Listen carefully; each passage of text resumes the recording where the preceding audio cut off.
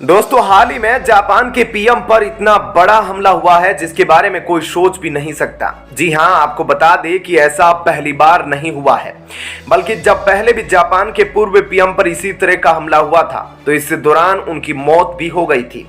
ऐसे में अब फिर से जापान के पीएम पर भाषण देने के दौरान काफी खतरनाक हमला किया गया। तो चलिए अब आपको इसके बारे में थोड़ा विस्तार से डिटेल में बताते हैं कि आखिर क्या कुछ घटित मामला हुआ है। दोस्तों, हाल ही में कुछ वीडियो फुटेज सामने निकल कर आए हैं जिसमें यह दिख रहा है कि अचानक से एक धमाका होता है और धमाके के बाद चारों तरफ भगदड़ सी मच जाती है। यह जो आपने वीडियो देखा यह दिल दहलाने वाला वीडियो है। ऐसा इसलिए क्योंकि पिछली बार कुछ इसी तरीके से जापान के पूर्व पीएम शिंजो आबे को जब वह सड़क पर भाषण दे रहे थे तो उस भाषण के दौरान गोली मारी गई थी। यह जो आप वीडियो और इमेज देख रहे हैं यह उस समय के वीडियोज हैं जब शिंजो आबे को मौत के घाट उतार दिया गया था एक शख्स ने फायरिंग करके।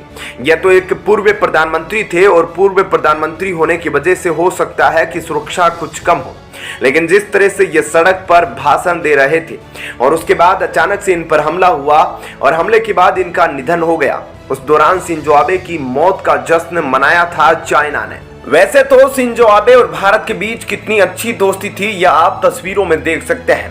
भारत आने के बाद प्रधानमंत्री मोदी के साथ काफी अच्छा वक्त बिताया था और इस दौरान पूजा अर्चना में भी शामिल हुए थे।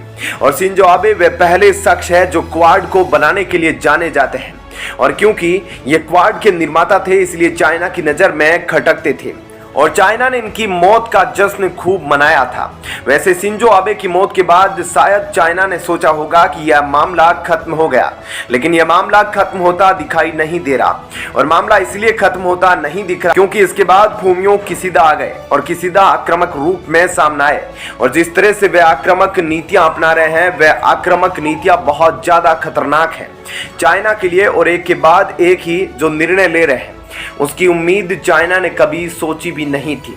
जब जापान के विदेश मंत्री और चाइना के विदेश मंत्री की मुलाकात हुई तो चेहरा देखकर ही लग रहा था कि दोनों गुस्से में हैं और जापान इस मूड में नहीं आया है कि हमें दोस्ती या रहम या ऐसा कुछ चाहिए, बल्कि जापान इस मूड में आया कि हम तुम्हें तुम्हारी भाषा में जवाब देंगे। खैर, इससे पता चलता है कि जापान अब एक अलग मोड में चल रहा है। हालांकि अब यह देखने को मिल रहा है कि इस वक्त जो जापान के प्रधानमंत्री है यह जब स्पीच देकर निकले तो कुछ पल की देरी हुई होगी। जब प्रधानमंत्री किशिदा भाषण से निकले तो इस दौरान एक पाइप बम फेंका गया। जापान के वाकायाम में जिस दौरान भाषण दे रहे थे तो एक व्यक्ति ने उनके ऊपर पाइप बम फेंक दिया। हालांकि जब यह बम फटता उससे पहले पीएम किशिदा को सुरक्षित बाहर निकाल लिया गया।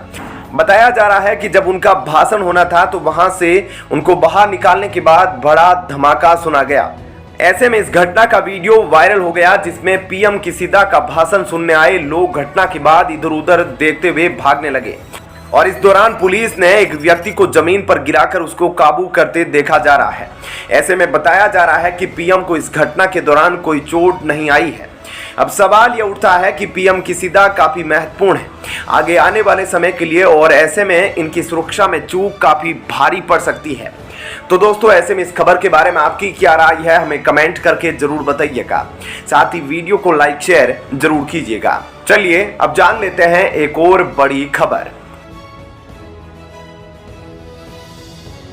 दोस्तों, भारत अब इस तरह से समझ चुका है कि युद्ध के क्षेत्र में ड्रोन की भूमिका लगातार बढ़ती जा रही है और भारत अगर अपनी सेना को मजबूत करना चाहता है और आगे आने वाले समय में तैयार करना चाहता है तो उसे भी ड्रोन के क्षेत्र में लगातार तरक्की करने की जरूरत है। जिसके बाद आखिरकार अब ड्रोन के क्षेत्र में भारत को भी एक काफी बड़ी सफलता हासिल हो चुकी है, जिसके बाद अब भारत भी अमेरिका की तरह ही अपने दुश्मनों पर आसमान से मिसाइलों की बारिश कर सकेगा, क्योंकि भारत ने अब ड्रोन में एक काफी खतरनाक हथियार को बनाने में कामयाबी हासिल कर ली है।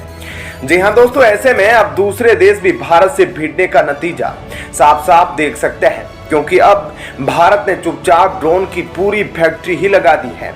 तो चलिए अब आपको इसके बारे में थोड़ा विस्तार से बताते हैं कि आखिर यह कौन सा शक्तिशाली हथियार है जिसके भारतीय सेना में शामिल होने के बाद भारत की ताकत काफी गुना बढ़ जाएगी। दरअसल दोस्तों, हम जिस नए हथियार की बात कर रहे हैं उसके सफल परीक्षण की जानकारी खुद भारत के तत्कालीन उप सेना प्रमुख लेफ्टिनेंट जनरल BS राजू ने एक संसदीय समिति को दी है, जिसमें यह बात कन्फर्म की गई कि भारत ड्रोन के क्षेत्र में काफी तेजी से आगे बढ़ रहा है और इसी के तहत हमने एक ऐसे नए ड्रोन को डेवलप किया है जो दुश्मन के इलाके में 15 से 20 किलोमीटर तक अंदर जाकर हल्की मिसाइलों से हमला करने में सक्षम होगा। बताया जा रहा है कि इस ड्रोन में लगी मिसाइलों का वजन 10 से 12 किलोग्राम तक होने वाला है। वहीं पर इस ड्रोन में लगे हथियार इतने सक्षम होंगे कि इसके इस्तेमाल से हम दुश्मनों के ठिकानों या टैंकों को तबाह कर सकते हैं। साथ ही इसका इस्तेमाल दुश्मन की सेना या आतंकवादियों की घुसपैठ पर हल्का लेकिन सटीक हमला करने के लिए किया जा सकता है, जिससे होने वाला नुकसान किसी अनगाइडेड बॉम्बिंग से काफी ज्यादा होगा।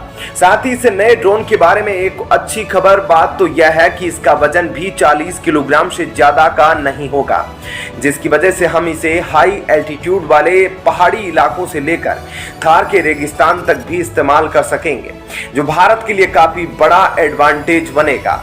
वहीं इसके अलावा इस रिपोर्ट में यह बात भी बताई गई है कि आज कम से कम 30 से लेकर 40 भारतीय प्राइवेट और पब्लिक सेक्टर कंपनियां नए तरह के ड्रोन बनाने पर काम कर रहे हैं, जो देश के अंदर ड्रोन के इकोसिस्टम को मजबूत करने में काफी महत्वपूर्ण साबित होंगे। सबसे अच्छी बात तो यह है कि आज भारत के अंदर जो ड्रोन विकसित किए जा रहे हैं वह न कि सिर्फ आम ड्रोन्स होंगे, बल्कि इनमें इंटेलिजेंस और सर्विलेंस जैसे मिशन भी आसानी से पूरे किए जा सकेंगे, जिन्हें ना ही सिर्फ हम काफी बड़ी संख्या में इस्तेमाल कर सकते हैं, बल्कि यह ड्रोन एक्सपोर्ट मार्केट में भी एक काफी सक्सेसफुल प्रोडक्ट बनकर सामने आ सकते हैं। इसके अलावा आज भारत न सिर्फ खुद शक्तिशाली ड्रोन विकसित करने पर काम कर रहा है, बल्कि अब हमारी मौजूदा जरूरतों को पूरा करने के लिए अमेरिका और दूसरे देशों से ड्रोन की खरीद पर भी ध्यान दे रहा है। साथ ही ईरान और तुर्की जैसे देश इस क्षेत्र में तेजी से नई उपलब्धियां हासिल कर रहे हैं।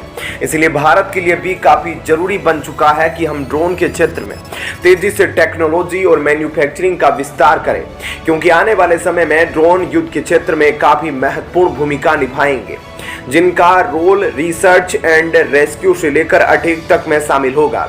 ऐसे में भारत ने ड्रोन के क्षेत्र में जो अपने कदम बढ़ाए हैं और लगातार इस क्षेत्र में उपलब्धि हासिल करने के लिए जिस तरह से मेहनत कर रहा है, उससे आगे जाकर भारत भी दूसरे बड़े बड़े देशों को ड्रोन के मामले में कड़ी टक्कर दे पाएगा। दोस्तों, ऐसे में इस खबर के बारे में आपकी क्या राय है, हमें कमेंट करके जरूर बताएं।